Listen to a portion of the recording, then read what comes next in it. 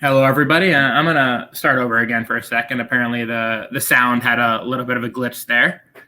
So I'm Justin Goldsmith. I'm a senior architect within Red Hat's consulting organization. And this is I Bet You I'm Better Than a Human. Today, we're going to talk about a couple things. First, a kind of high-level overview of what is Business Optimizer. And I'm sorry for you guys that have probably been listening to presentations the past couple days. Some of the beginning stuff here might be a bit of a repeat. Then we're going to talk about employee rostering, vehicle routing, and task assignment. And again, I know that you guys have seen this already. Christopher covered employee rostering, Jerry vehicle routing, and Donato just did a great job talking about task assignment. And so some of the demos might seem a bit familiar, but we're also going to talk about this from how we actually implemented this at a client. So hopefully you pick up a little bit of new information there. And then the last thing we're going to talk about is gerrymandering, which again was kind of a pet project of mine that I built just because I thought the topic was fascinating and I thought we could help potentially solve it with OptaPlanner. So let's get going. So first, let's define what is a planning problem. Again, our goal is to optimize goals. So we're going to maximize profit, minimize ecological footprint. I also did notice here that there's a spelling mistake. Maximize is spelled differently in both places. I'm going to blame Joffrey here because I stole this from his deck, so it's his fault. But again, so these are the constraints. This is the soft or hard scores that we're trying to minimize or maximize here. With limited resources. So these are typically, it could be the planning entity or something like that. So this is the thing that we're solving for. So example, with employee scheduling, we have a limited number of employees that we can schedule. They only have certain times that can work. We don't want to exceed a certain budget, kind of things like that. And under a set of constraints. Well, yes, we would love our people to work 100 hours a week and pay them for 40. That's not how it works. So we want to limit overtime, for example, as a constraint, or make sure people work 40 hours a week, make sure that the person doing a shift actually has the capability to do a shift. So those are the constraints that we're talking about, and those can be modeled lots of ways. You've seen constraint streams and DRL as potential options. All right, so we're gonna talk about several of these planning problems today, including vehicle routing, employee rostering, but there's tons of different problems that we can solve with OptaPlanner. All right, so why are our planning problems so hard? There's no known solution to solve them in polynomial time. So let's go through a simple example that kind of is the first thing we learn in school when we learn about these kinds of problems. So traveling salesman. So we have a list of cities, and we need to visit each city exactly once and return to the origin without passing through any of the cities twice. All right. So this problem is O of n factorial, which means there's lots of combinations. So with just 10 cities, you can see there's over 3 million combinations. And with 25 cities, I don't even know what that number is. But pretty quickly, this gets to a number of combinations that isn't possible to solve and get a perfect answer. And there's no known way to kind of, there's no smart algorithm to get to a solution fast enough that, we can, pretty much do it in our lifetime once you get to a large enough sample problem space. All right, so that's where OptaPlanner comes in. OptaPlanner is not going to try every single solution, but it's going to try a lot of them and use some smart algorithms and some smart moves to try to get to a good solution as fast as we can. Right. So again, we talked about constraints and constraint streams and DRL already, but here's just a simple example. We want to maximize the amount of apples while minimizing the fuel that's used to use them. Right. So in the first simplest example, which one's the better option here? 5 apples seems better than 3 or 1 to me, so we want that. When we're just minimizing something, again, it's also pretty simple. We want to use the least amount of fuel because it's good for the environment and it also costs less money. So 1 fuel sounds good. And then once we start talking about both of them together, we can weight them as we see fit.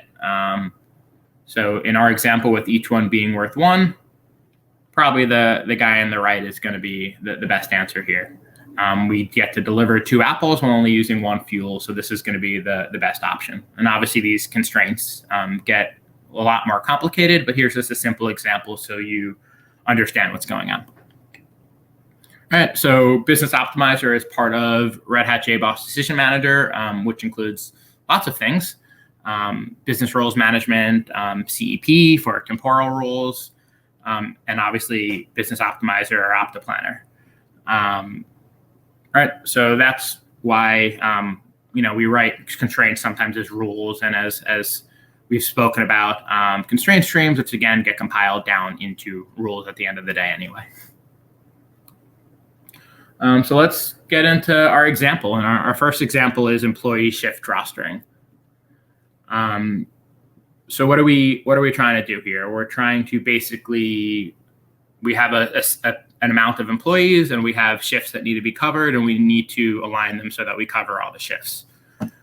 So a shift may have date and time, a set of skills. An employee has skills, seniority, what days they want to take off, etc. Right? So let's look at this picture over here, right? So we can only work 1 shift a day. So we can have a rule about that says no more than 1 shift a day. And that can be a hard constraint, basically saying, no, if that happens, throw out the solution.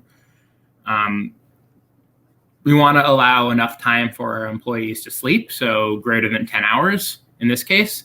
Maybe that's a soft constraint or a medium constraint. That basically says we need a large enough gap there. Maybe the law requires only 8 hours, but we try to do 10. So 8 hours is a hard constraint and 10 hours is a soft constraint.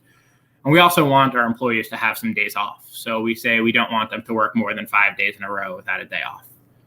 And again, that could be a law as a hard constraint, or that could be a soft constraint, depending on where this is actually happening. All right. This shift also requires skills. So we don't want an engineer working as a nurse. I probably would do a pretty bad job as a nurse. So if I ever work for a hospital, we should probably assign me to IT shifts, not to nurse shifts.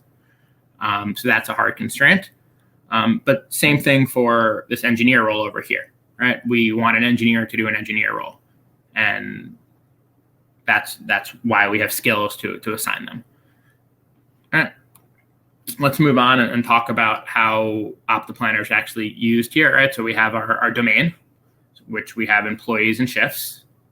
We have our score functions. So these are our rules or our constraint streams or however we're modeling our how we're solving our constraints. That gets turned into a solver factory. And then for each individual solution, we create a solver, right? And the solver has an input of the problem space. So all the entities that we need. So our employees, our shifts, and any other kind of external facts that are used in the planning problem. And that outputs a solution. All right, so here is our domain model. And this part is really, really important. Doing this wrong will drastically decrease the efficiency of OptaPlanner. So let's talk about the employee rostering domain model a little bit here. Right? We have a shift, which is our planning entity. So this is the thing we're solving for. And then we have our employee, which is our planning variable. So this is the thing we're assigning to each shift. So this is the thing that's constantly changing, the employee, and the shift is staying constant. It has a time slot, which is a start date and an end date. It has a spot in our vocabulary here, which is basically what type of role it is, and the spot has a skill, which is saying what does it need to do. So, for example, to work in a nurse spot, you need to have the nurse skill, or engineer, or vice versa, whatever you need, right? So, where can we make a mistake here? Entities can have more than one planning variable, for example, right? So, a shift could have both employee and a time slot as a planning variable. And I've seen people model it that way before. And that's a bad decision. When you have multiple planning variables, our search space gets a lot bigger. We should always try to basically define our model in a way that we're minimizing the search space. So what I mean by that is if we're assigning more things to a shift and more things can change, instead of looking through 10 million solutions, we might have to be looking through 100 million solutions. So again, we should try to minimize that search space as possible. So OptaPlanner has to look through the smallest number of combinations to get to hopefully a good answer. All All right, so let's look at a simple rule here. We have skill constraints. So an employee, when we have an employee that's not null on a shift, the employee has to have the skill. So basically, the employee has a skill and the spot has a skill, and they have to match. If they don't match, we had a hard constraint match that says -1. And again, as Donato said, this kind of changed a little bit. This came from an older version where we still have to do negative, but now, again, you can penalize it. All right, so I'm going to show the same example that Christopher showed earlier yesterday, the OpenShift employee rostering example. So we would have an application that could talk to this REST service, which basically does our planning for us. And then we have an example UI that actually can show this, and you can leverage this in your own applications if you want. That talks to, again, the same REST service that you could also use. All right, so let's get into this demo. All right, again, this looks familiar to you guys. This is the employee rostering example. So this example here is a factory in New York that has 84 employees that we're trying to solve for. And so there's lots of unassigned shifts over here, and our job is we're going to start assigning them. Each of those shifts has, again, a spot. So one spot is, assembling batteries, as you can say here. And apparently the battery spot doesn't require a skill, but when you're working on the bumper spot, you need to have the electrical skill, as you can see there. We have a set of employees, and they also have a skill, so we know where we're allowed to assign them.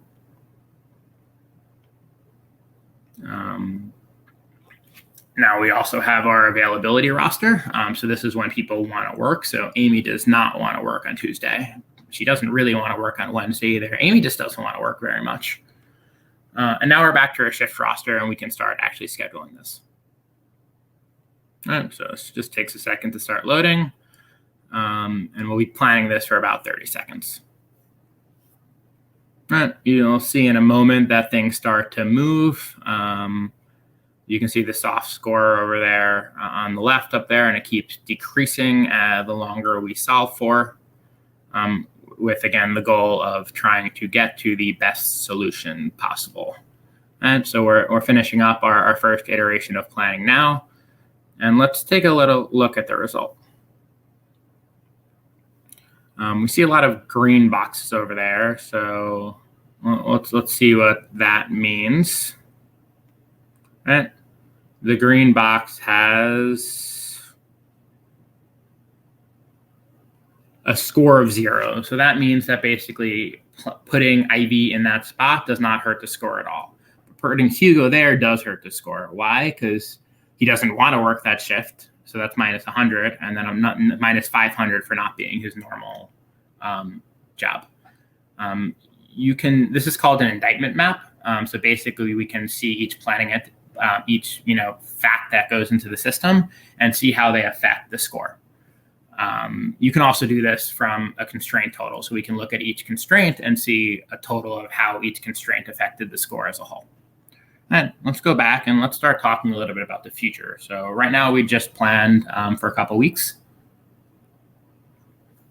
And we'll see in a second what our schedule looks like in the future. So this is the next week. That is also has an initial plan that you can see here. And now we're getting to the end where, again, we don't have a plan moving forward. So we want the plan moving forward. So let's talk about how we plan in the future.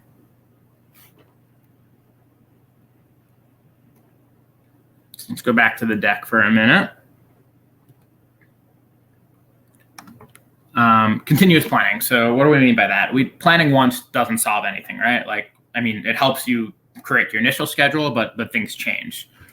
So in this example here, we are planning 3 weeks at a time, right? So the first week is what we call our final draft. So this cannot change. And then we also plan like a 2-week draft period, which is, more flexible to change. And then the third week is unplanned. So what happens when we move to the next week? We publish it. So now that draft period becomes a final draft. So this is what our employees see and what the shifts they're working that week.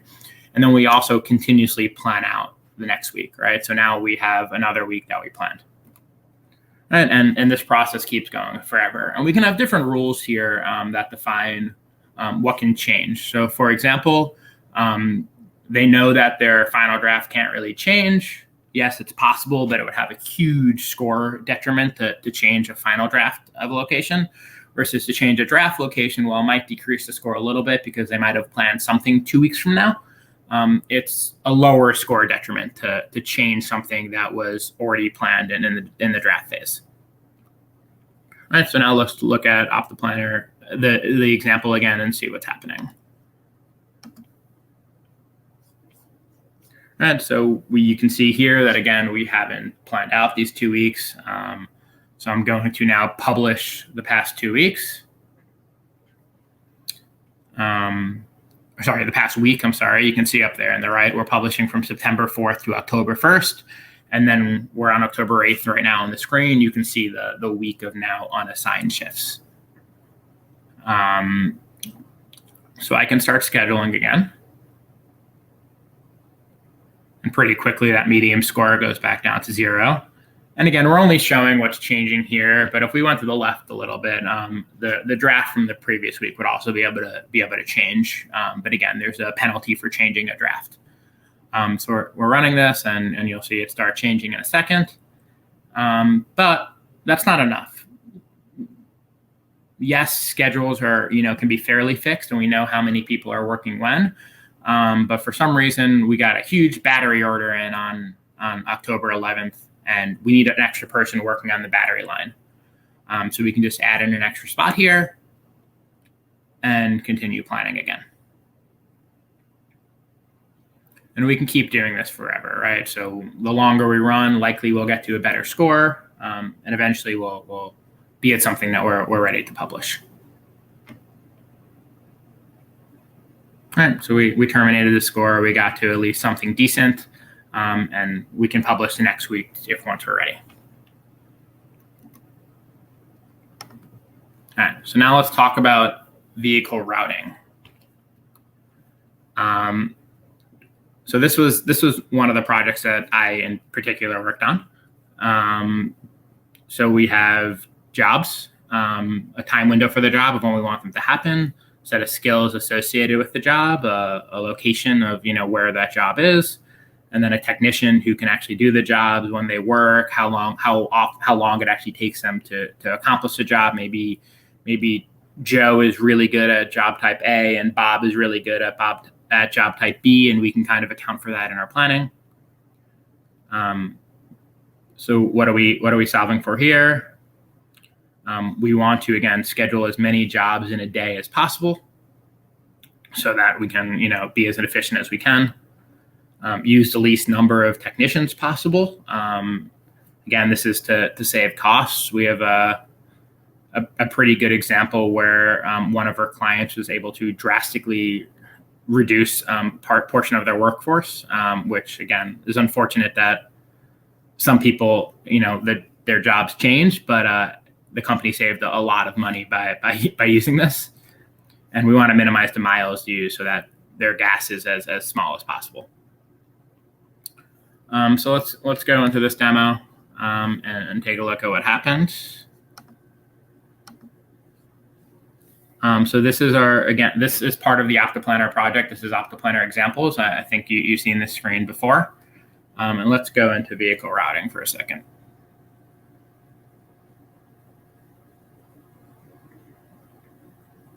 So we're going to look at vehicle routing with 54 customers and just kind of see what happens.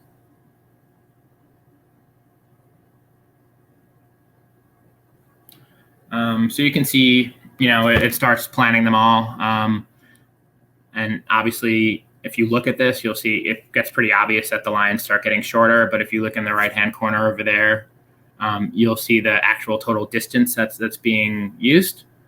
And it gets smaller and smaller and smaller over time, the longer it's run. But vehicle routing isn't quite so simple, right? Especially when we're talking about a real example with real technicians. Yes, we might know a lot of our things ahead of time, but not everything ahead of time. So you can see now I'm starting to add in stops as we go along. And this is very realistic because, again, emergencies happen. Maybe, maybe a telephone pole went down, so we have to go fix that. Maybe somebody's stuck in an elevator, so we have to send a technician there. There's lots of different use cases here, and things take priority, and we can have rules about emergencies that have to be done first, more than just total distance. Another pretty interesting thing there, at one of the projects I worked on, we kind of used Planner actually twice for vehicle routing. The first iteration was just planning a schedule. And what I mean by that was we had a technician. They had their typical clients. So that customer didn't want to actually change where a technician went because they were comfortable with those clients. They just wanted to make that technician as efficient as possible. So what we did was we scheduled their planned maintenance visits within a week using OptaPlanner for a whole year at a time.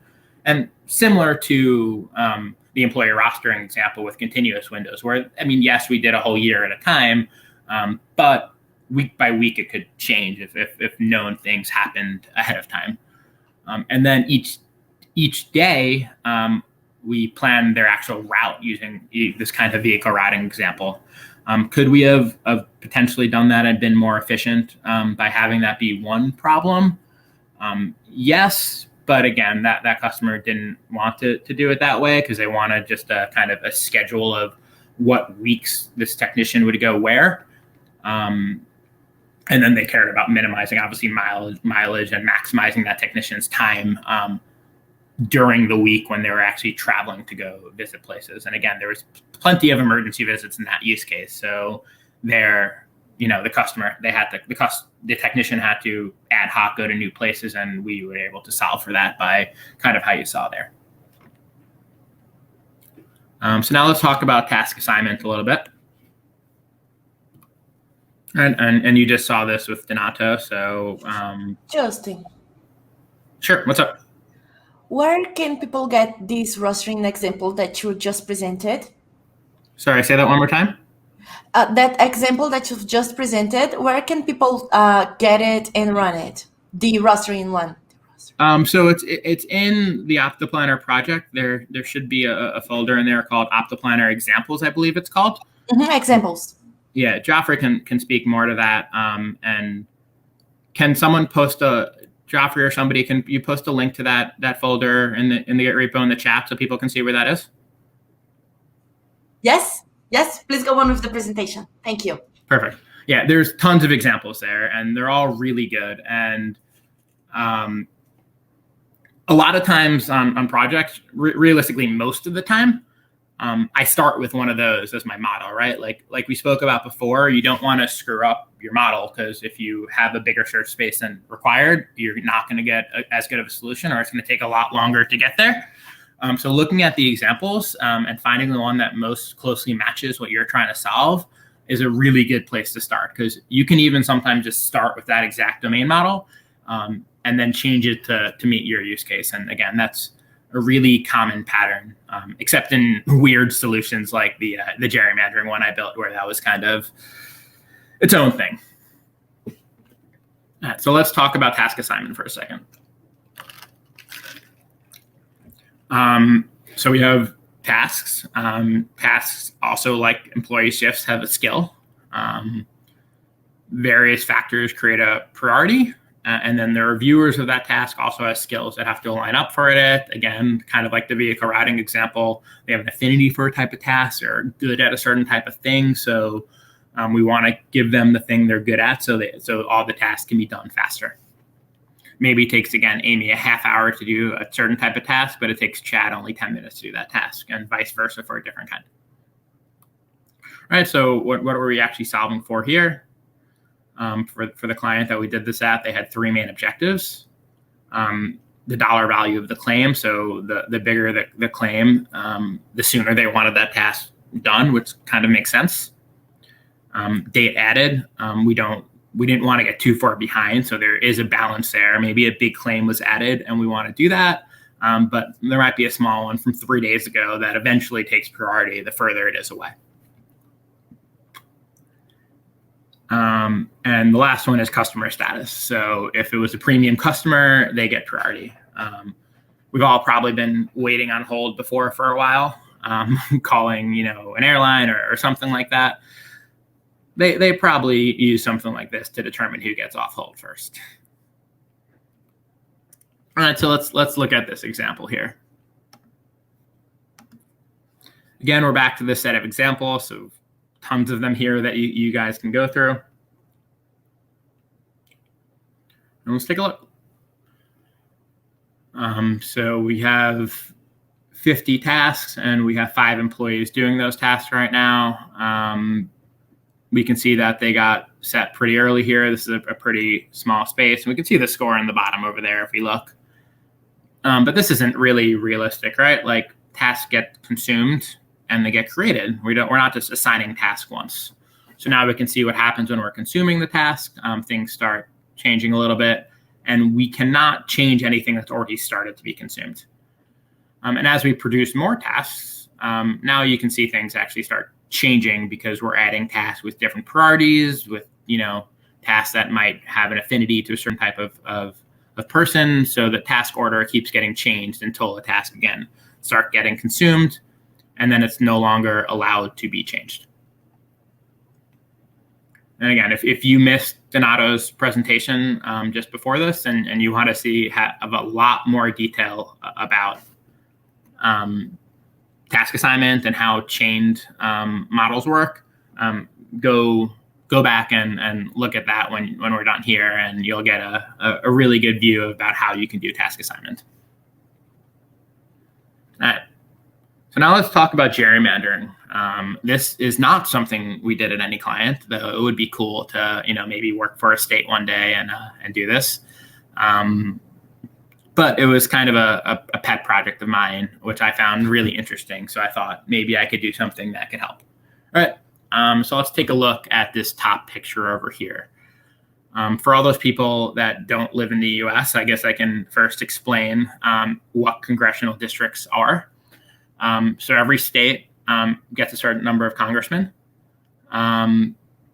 based on their population. So in North Carolina, for example, which is where Red Hat is headquartered, I think has about 8 million people living in it. And so they get proportionally 13 congressmen or women that belong to the U.S. Congress, right? And each of these colors over here represent a congressional district. So it's not just like the state votes for 13 people as a whole. The state is broken down into 13 units, and each of those units vote for their congressman. All right, and you can see that these lines are completely ridiculous. They make no sense. Why is there this purple squiggly snake that's going along over here? It's not really fair, right? So the Supreme Court basically ruled that North Carolina was unconstitutional and ordered them to redraw. So in 2018, for that congressional election, the map changed to what we see in the bottom over here, which was again ruled unconstitutional. So it's a different map for the 2020 election that's coming up in November. But as you can see here, like look at number 4. Like, why does this just make a right turn over there, right? Like, yes, it's better. Yes, there's less squiggly stuff, but there's clearly some oddities here. And why are there those oddities? So let's get into the example a little bit and see what's going on.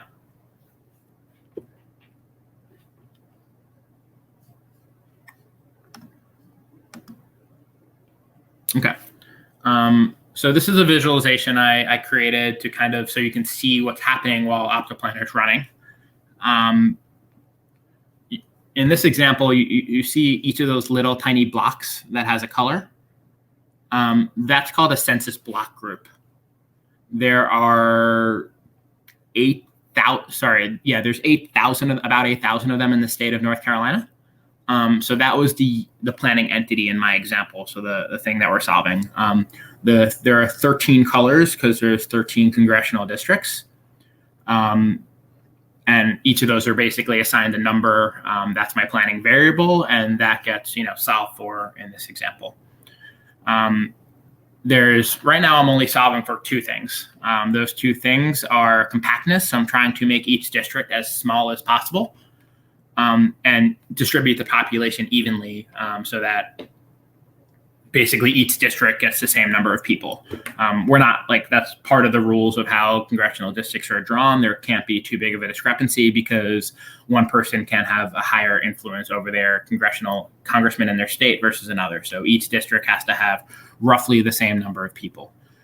There are other typical rules that are used. For one, districts are typically continuous, meaning what you see now would not be valid because the pink one's scattered everywhere. They're all kind of scattered everywhere. One district has to be pretty much just all touching each other without gaps somewhere else. So my compactness rule solves for that. Obviously, it takes a little while to get to a continuous district, but it eventually will. There are other things that typically happen. For example, they try not to split a county line. They try to put cities together in one district. They try to put communities of interest, so basically people that they think have a similar view, even if they're across city or county lines, into one district. Because again, the goal is that they vote for their congressman that represents them. So they want, theoretically, it to be a similar group of people voting together. Unfortunately, a lot of those rules don't really make sense because they make things unfair. North Carolina, for example, I'm going to try to be as unpolitically leaning as I can because both parties do this in states that they control. Because once you control the state, you can influence how the lines are drawn from a state Senate perspective and their state assembly. But in North Carolina, it's a pretty even state. It's slightly more Republican most years than Democrat, but that changes. In 2016 and 2018, even though it was a little bit more right-leaning, there are 13 districts. 10 of them went Republican, and only 3 of them went Democratic. And a lot of that's no one's fault. It's really just how things happen in the U.S. Typically, cities tend to be a large percentage of the same type of people. So if you look at the results from 2018, the districts that went Democratic were very dense because they contained the cities. So they were 70-75% left-leaning, and versus the other districts were 53-47, right? So if a state is 50-50 and 2 or 3 of the districts are a vast majority of one party, that gives a disadvantage to in the congressional map because those other districts are going to be closer but favor the other side, right? So I didn't want to include any kind of city boundary, county boundary thing because I think that's inherently unfair because it hurts the people that end up living in a city. And even the compactness rules do hurt a little bit because, again, it's trying to make it the smallest area possible. But if you see the 3 triangles over there, if you look over here on the left where this orange, green, and lighter green meet, that's Charlotte. And if you look over here on the right where the pink, kind of orangey and blue color meet, that's the Raleigh-Durham area. So they meet there. So let's talk about how OptaPlanner is actually solving this now, right? So you can see a lot of movement happens along the boundary, and that's on purpose. That took quite a bit of work to get that to happen. So there's a bunch of different kinds of moves that happen. So basically how OptaPlanner changes the planning variable. The first and simplest is a simple change move. So basically it takes any single thing, any single census block group, and assigns it a number 1 through 13, which represents a congressional district. At the beginning of this problem, I split it into many phases. That's how we got to our initial solution. They started to get closer together. We're done with the video, but let's continue talking on the next slide. All right, that's how they started to get close to the initial solution. Sorry.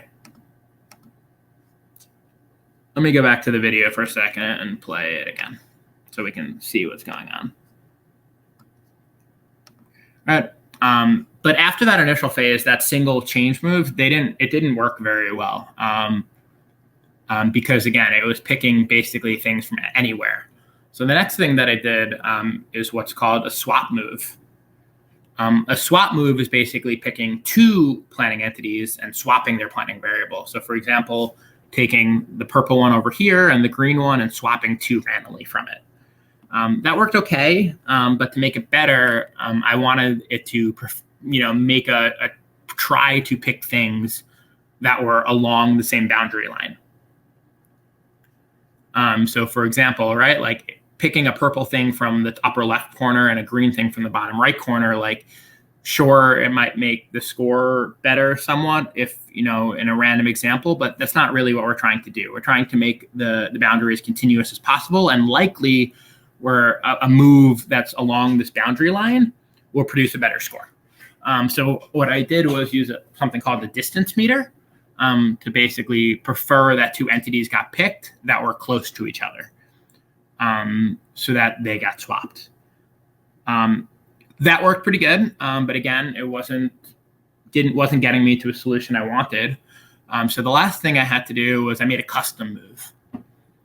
This custom move was pretty similar to something that's out of the box called a pillar swap move, but it did a couple things that were special. One, it cared about, again, this line of changing, right? So what a pillar swap move is, instead of picking two things and changing it, it was taking a number of things and swapping them. So it would pick, let's say, 3 blocks from the purple one and 4 blocks from the green one. Look for things that were close together, so they were along the line. Look for things that population-wise was similar, so it wouldn't drastically affect the score. And all that was trying to do was basically, again, pick moves that were more likely to make the score better. Because, again, I don't even know how to start calculating. Like, the search space is ginormous in that example, right? So we basically were trying to make moves that were as good as possible to try to get to as good of a solution as we can. And again, this isn't perfect. This was just kind of a sample project that I built. But here was the best solution I ever came up with. This took several hours of me running this, changing the algorithm at various points in time of what it was using. Sometimes it was using entity taboo. Sometimes it was using other algorithms and changing how and when I was doing various moves. And again, we got to, I think everything is perfectly continuous in this example. There's about 8 million people in North Carolina. And again, I think each district in this example had about 714,000. There were plus or minus 2,000 of each other, which may or not be okay. If you look at the real groups, it is a tighter line than that. I could increase the score weight of population to make that go closer, but then I had trouble making the boundaries continuous. So with more time and more effort and smarter rules and smarter moves, I think we can use OptaPlanner to get to a really, really good solution here, and solve this hopefully generically. I did this for North Carolina because that was, again, where Red Hat's headquartered. I went to school in North Carolina, so it's a state I cared about. Another consultant at Red Hat took my example, grabbed the data from the census for Colorado and ran it there too. And we got a pretty good solution there. So all the data to run this basically comes from the US decennial census, which the last time was run in 2010. Now it's being done in 2020 again. It's done every 10 years. So basically all states are going to be recreating their congressional lines pretty soon based on data from the 2020 census. So hopefully they all do it in a fair way that, makes everyone's vote equal. But this is just something that I thought I was passionate about, and so I created and thought was really cool. There's a blog post about this. If you go here to this link, you can find it, and it's kind of covers some of the stuff that I talked about. And there's also a link to the GitHub repo from this blog, so you can take a look at the code. And then also here's the GitHub link to the employee web rostering example if you want to run that in OpenShift and see how that's done. Thank you guys very much for listening to my presentation. And now hopefully you guys have some questions for me.